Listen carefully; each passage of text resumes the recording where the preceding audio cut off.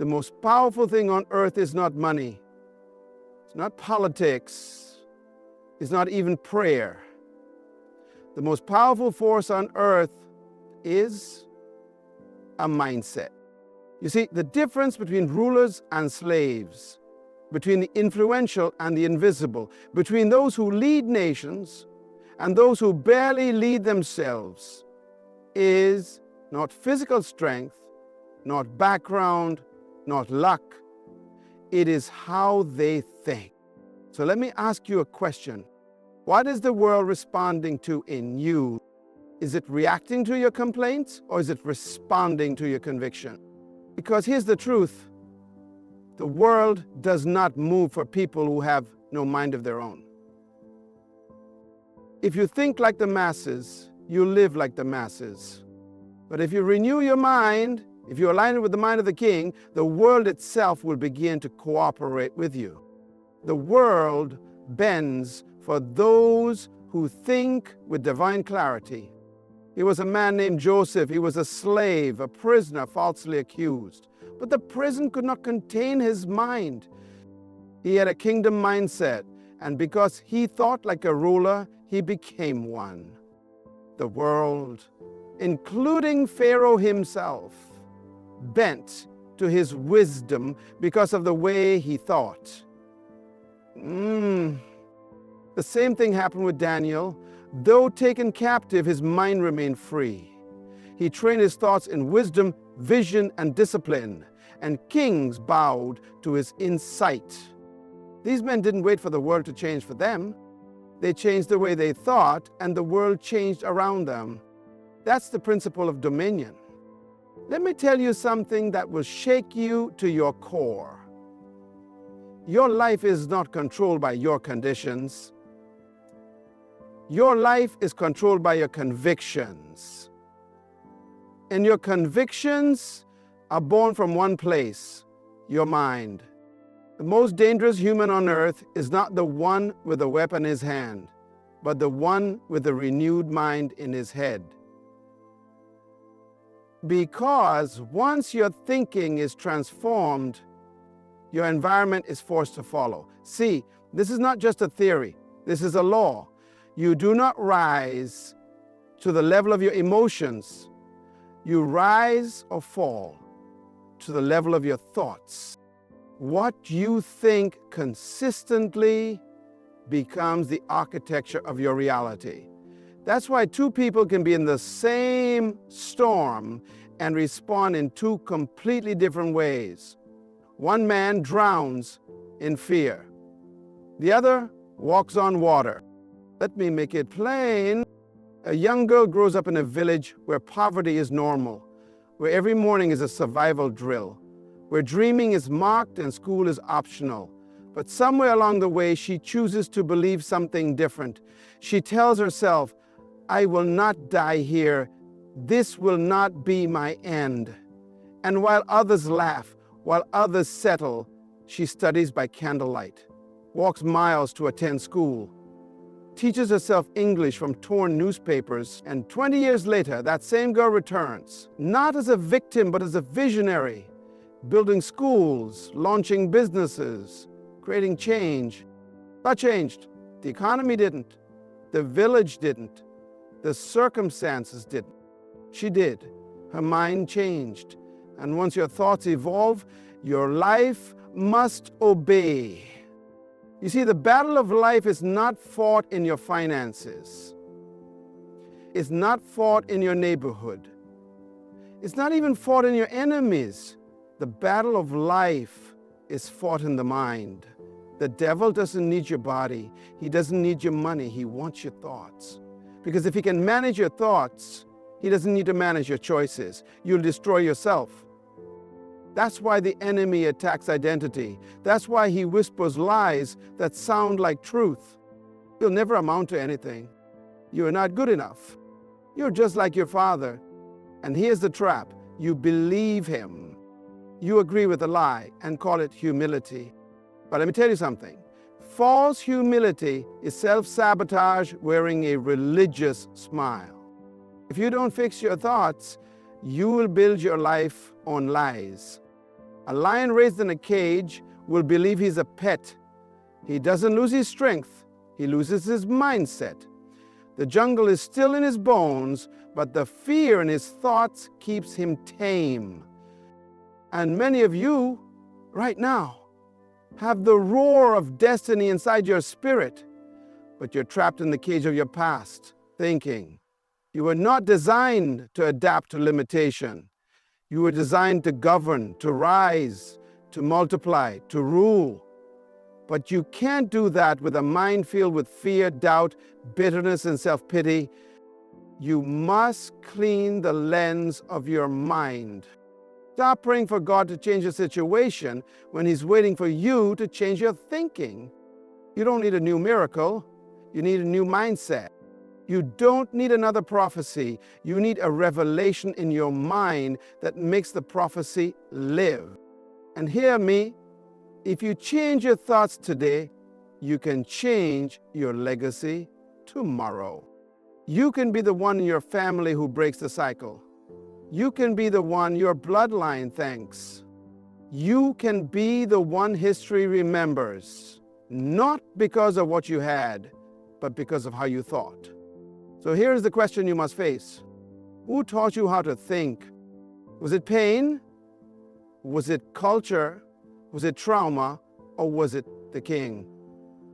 Because if you don't confront your thoughts, you'll conform to your surroundings. But if you dare to think differently, to think boldly, to think with clarity, and to think with power, then get ready. The world will no longer resist you. It will begin to recognize you, and it will bend to the weight of your vision. Because when the mind is renewed, the man is reborn. Let me tell you something that religion won't teach you. The universe was never meant to obey your begging. It was designed to respond to alignment.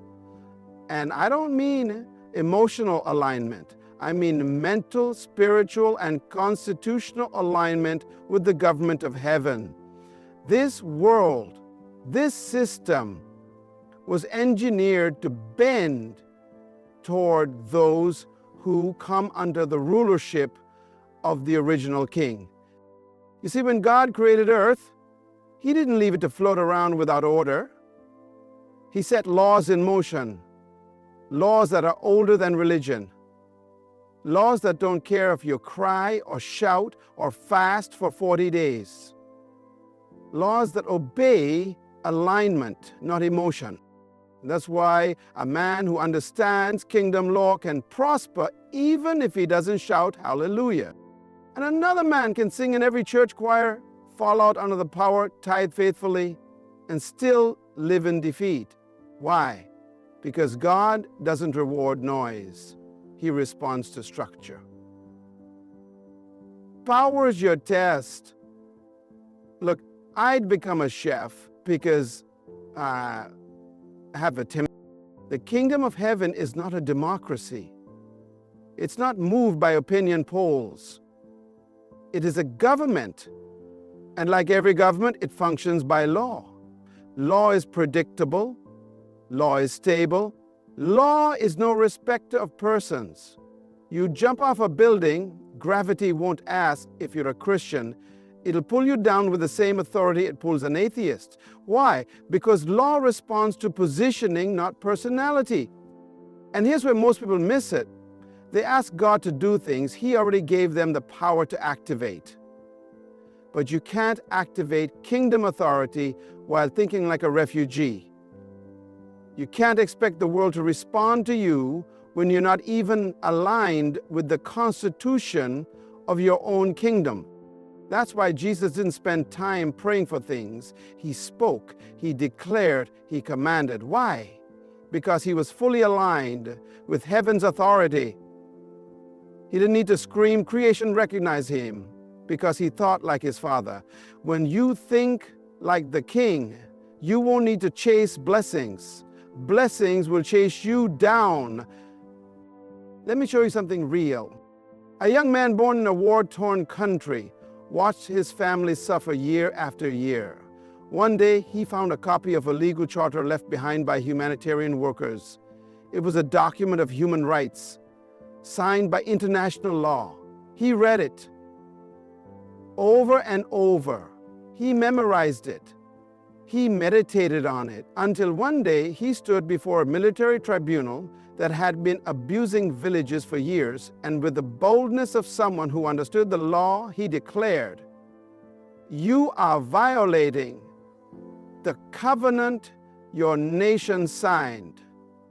The judges froze. Why? Because he wasn't just emotional, he was aligned. He didn't cry for justice, he demanded it, because he knew what the law said. How many of you are crying for things heaven already placed in your hands? How many prayers are being delayed? Not because God didn't answer, but because your mind is still out of sync with the laws of your own kingdom. You're asking for the door to open, but you're holding the key upside down. It's time to grow up. It's time to stop begging and start governing. It's time to stop hoping and start aligning. When your thoughts, your words, your motives, and your decisions come into sync with the voice of your King, then and only then will the world begin to obey you. Because the earth doesn't respond to confusion. It responds to clarity. It doesn't submit to noise. It submits to law. Heaven won't finance rebellion, but it will empower alignment. And when you align, you won't have to push doors open. They will unlock when you approach. Listen to me carefully. Sight is a function of the eyes, but vision is a function of the heart. Sight shows you facts. Vision shows you truth. And there's a difference. Sight can trap you, but vision can set you free. That's why people with good sight still live in darkness, because they lack illumination from within. You were never created to live by what you see. You were designed to live by what's revealed. This is why I tell people all over the world, you don't need to see more, you need to see differently. Because when you see differently, you begin to live differently. Let me ask you a question. What do you do when your reality contradicts your future? When what you see looks nothing like what you know was promised? That's where vision becomes the weapon of the wise. It is the tool of those who refuse to surrender to visible limitations. Because vision isn't just imagining a better life. It's the ability to extract clarity from chaos. Vision gives shape to your days and strategy to your strength. You see, the enemy doesn't fear your prayers if you lack vision. He doesn't fear your gifts if you lack direction. But he trembles when a man or woman receives a picture of what could be and dares to act on it, even when nothing around them supports it. That's power. That's kingdom dominion. And that's where the world begins to bend, not to your noise, but to your clarity. I remember reading about a man who was born blind, completely without physical sight. But from a young age, he decided he would not allow what he lacked to define what he pursued. He trained himself. He learned to listen with precision. He studied philosophy, language, law. He refused to let his condition convince him of limitation. One day, someone asked him, "How do you do so much when you can't see?" He smiled and said, "You're the one who can't see. I just happen to be blind."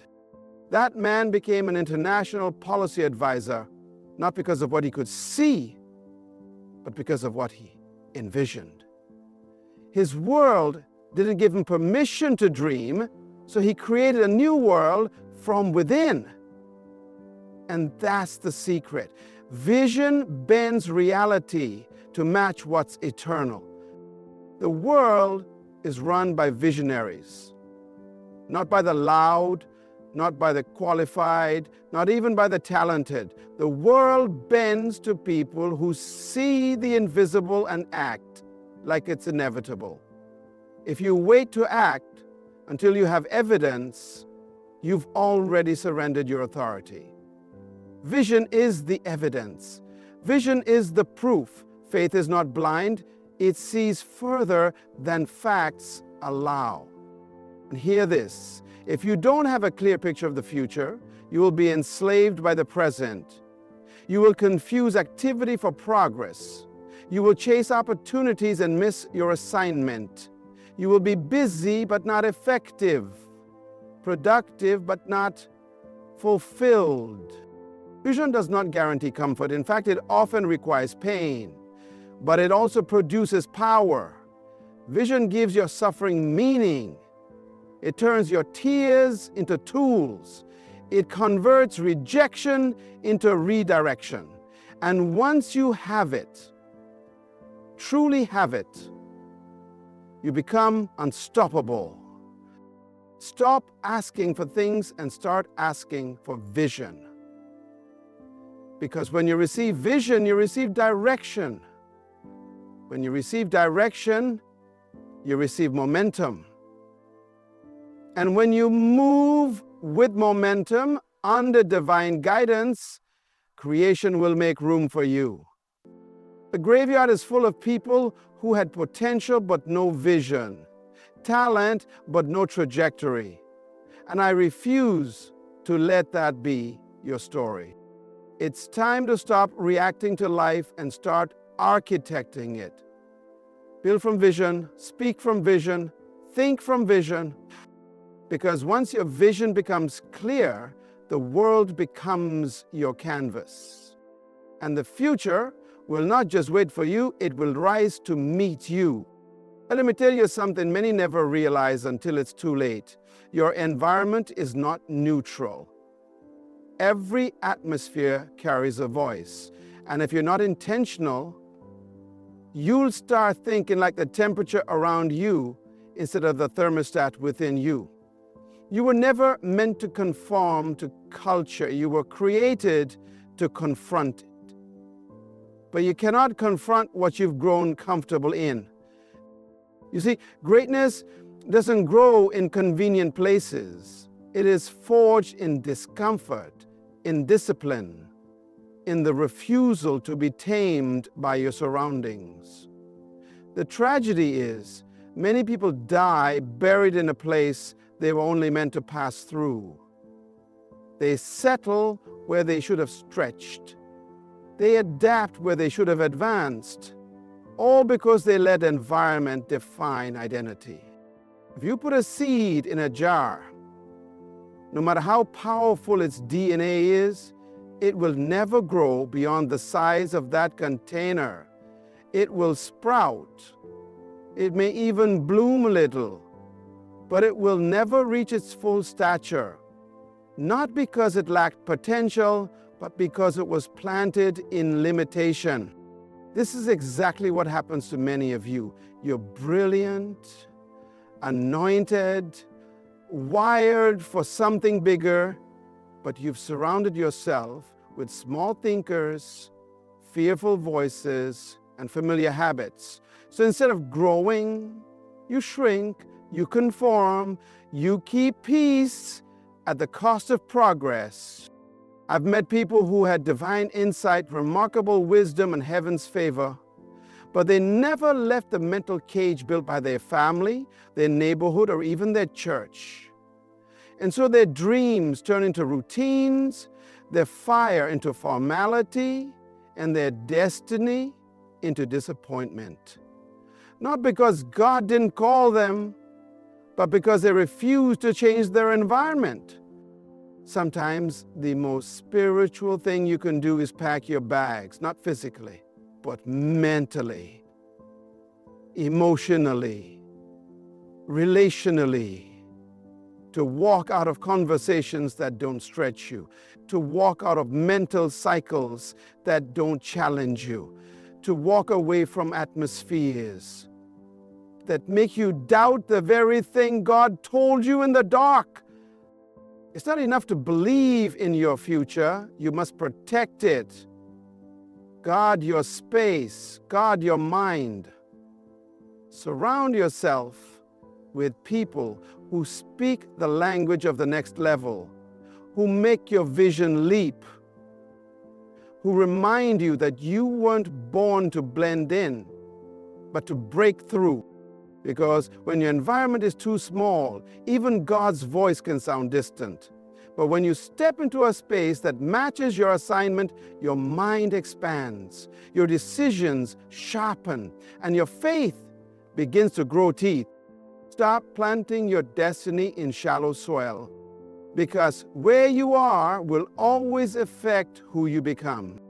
And if you want the world to bend for you, you must first escape the places that try to fold you. Let me say something that might offend your comfort, but awaken your destiny. You don't attract what you want, you attract who you are. The world does not respond to wishful thinking, it responds to internal order. Until your inner world comes into alignment, your outer world will always resist you. People cry out for change, but they're still bound by old habits. They declare new seasons while clinging to toxic attitudes. And then they wonder why life keeps circling back to the same cycles. Let me tell you why. Because the universe, the spirit realm, and even people can detect internal confusion. You cannot walk in authority while entertaining double-mindedness. When you think like a victim, even opportunities look like threats. When you think like royalty, even opposition looks like promotion. That's the difference between reaction and rulership. And the problem isn't the world rejecting you. The problem is you haven't yet become someone the world must obey. Let me give you a real example. I once spoke with a woman who had been through incredible betrayal. Her own family had left her, her marriage collapsed, her health failed, and she was barely surviving. And yet, in that moment of despair, she made a decision. She said, "If no one believes in me, I will become someone who believes in herself." Every day she spoke to herself, trained her body, read, studied, fasted, not to impress anyone, but to rebuild herself. A few years later, she was leading a foundation, employing people, changing lives, not because the world handed her anything, but because she became unshakable. You don't have to chase favor when you become favor. Stop looking for a seat at the table. Build your own house. Start feeding your mind the diet of kings. Stop speaking like a slave, expecting to be treated like a leader. The world listens to those who speak from identity, not insecurity. And hear this clearly. Growth is uncomfortable because it stretches the false version of you until it breaks. That breaking is painful, but it's necessary. Until your mindset shifts, your life is limited. Until your heart matures, your hands remain tied. Until your identity is redefined, your destiny remains postponed. You cannot demand transformation while protecting dysfunction. When you become what you're believing for, you won't need to ask the world to move. It will shift in response to your presence. There is a dangerous lie, subtle, seductive, spiritual sounding, that has paralyzed the destinies of millions. And here it is. Just wait on God. Now, don't misunderstand me. There is a time to wait, but there is also a time to move. Some of you are not waiting on God. God is waiting on you. He's waiting for you to step out, to speak up, to act on what He already revealed, because faith is not passive, it is aggressive. It takes territory. It doesn't beg, it builds. It doesn't stall, it starts. We've been trained to think that faith is silence, when in fact, it is motion. Motion in the direction of unseen evidence. Heaven is not moved by need, it's moved by movement. That's why in the Bible, when Peter saw Jesus walking on water. He didn't get confirmation first. He didn't ask for a guarantee. He said, Lord, if it's you, command me to come. And Jesus said one word, come. That was not just permission, it was a test of initiative. And Peter walked. The reason so many people remain stuck is because they're waiting for perfect conditions. But the kingdom doesn't work like that. You don't wait for the wind to stop before you raise your sail. You raise it in spite of the storm, and that act of motion releases divine power. Miracles do not come to those who wait passively. They come to those who move while it's still risky. I once spoke with a man who said he'd been believing for years for a breakthrough in his finances. He quoted scriptures, he sowed seeds, but when I asked him, what problem have you solved in the earth? He fell silent. Because faith without execution is just noise. God doesn't multiply empty declarations. He multiplies obedient action. And hear me, sometimes God hides the next step on purpose, not to frustrate you, but to test whether you will obey without full sight. Because that's where dominion is revealed, not in comfort, but in courage. Your gift means nothing if it's never moved. Your potential is worthless without activation. Laziness dressed in religious language is still rebellion, and delayed obedience is just elegant disobedience. You were not saved to sit, you were called to advance. This is the hour to rise, to initiate, to command your morning, to initiate your movement. Stop waiting for signs. The sign is you're still breathing. Start now, move now, obey now. Because the world will not respond to your intentions, only your execution. So now I say to you, think like this, and the world will bend for you. Not because you manipulated it, but because you aligned with a higher order. When your mind is renewed, your words carry weight. When your vision is clear, your path makes room. When your actions match your convictions, even opposition becomes a stage for revelation. The world doesn't move for those who make noise. It moves for those who walk in truth, clarity, and authority. You were never meant to chase influence. You were born to release it.